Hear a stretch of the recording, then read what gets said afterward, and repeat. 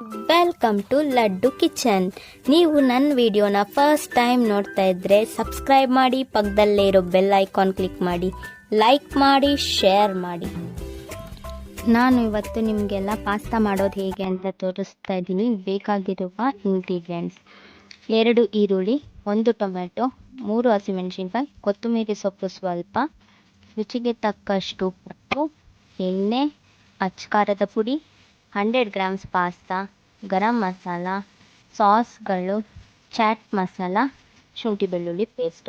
ಈಗ ನಾನು ಒಂದು ಬಾಣಲಿಯಲ್ಲಿ 1/2 ಲೀಟರ್ ಆಗೋಷ್ಟು ನೀರು ಹಾಕ್ಕೊಳ್ತಾ ಇದ್ದೀನಿ. ಅದಕ್ಕೆ 100 ಗ್ರಾಮ್ಸ್ ಅಷ್ಟು ಪಾಸ್ತಾ ಹಾಕ್ಕೊಳ್ತಾ ಇದ್ದೀನಿ. 2 ಟೇಬಲ್ ಸ್ಪೂನ್ ಎಣ್ಣೆ ಹಾಕಿ ಇದನ್ನು 10 to 15 ಮಿನಿಟ್ಸ್ ಆಗೋಷ್ಟು ಬೇಯಿಸ್ಕೊಳ್ಬೇಕು.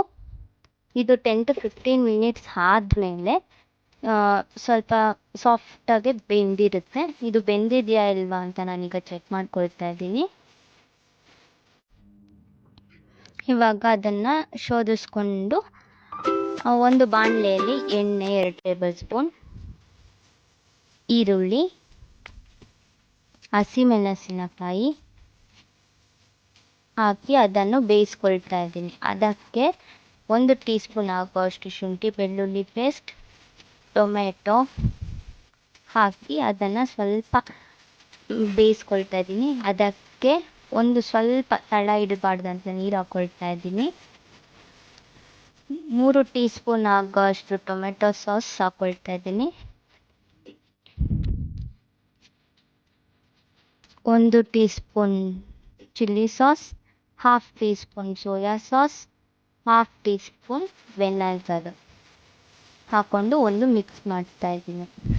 ಅದಕ್ಕೆ 2 ಟೀ ಸ್ಪೂನ್ ಆಗೋಷ್ಟು ಅಚ್ಕಾರದ ಪುಡಿ, 1 ಟೀ ಸ್ಪೂನ್ ಆಗೋಷ್ಟು ಗರಂ ಮಸಾಲ, 1 ಟೀ ಸ್ಪೂನ್ ಆಗೋಷ್ಟು ಚಾಟ್ ಮಸಾಲ, ರುಚಿಗೆ ತಕ್ಕಷ್ಟು ಉಪ್ಪು ಹಾಕ್ಕೊಂಡು ಅದನ್ನು ಸ್ವಲ್ಪ ಬಾಡಿಸ್ಕೊಳ್ತಾ ಇದ್ದೀನಿ. ಅದಕ್ಕೆ ಈಗ ನಾನು ಚಿಕ್ಕ ಲೋಟದಲ್ಲಿ 1 ಲೋಟ ಆಗೋಷ್ಟು ನೀರು ಹಾಕ್ಕೊಂಡು ಚೆನ್ನಾಗಿ ಕುದಿಸ್ಕೊಂಡೆ. ಅದಕ್ಕೆ ನಾನು ಇವಾಗ ರೆಡಿ ಮಾಡಿಟ್ಕೊಂಡಿರೋ ಅಂಥ ಪಾಸ್ತಾನ ಹಾಕಿ ಮಿಕ್ಸ್ ಮಾಡ್ಕೊಳ್ತಾ ಇದ್ದೀನಿ. ಅದಕ್ಕೆ ಕೊನೆಯಲ್ಲಿ ಲಾಸ್ಟ್ ಕೊತ್ತಂಬರಿ ಸೊಪ್ಪನ್ನು ಹಾಕ್ಕೊಂಡು ನಾನು ಮಿಕ್ಸ್ ಮಾಡಿಕೊಂಡ್ರೆ pasta ready, spicy pasta. Thank you for watching.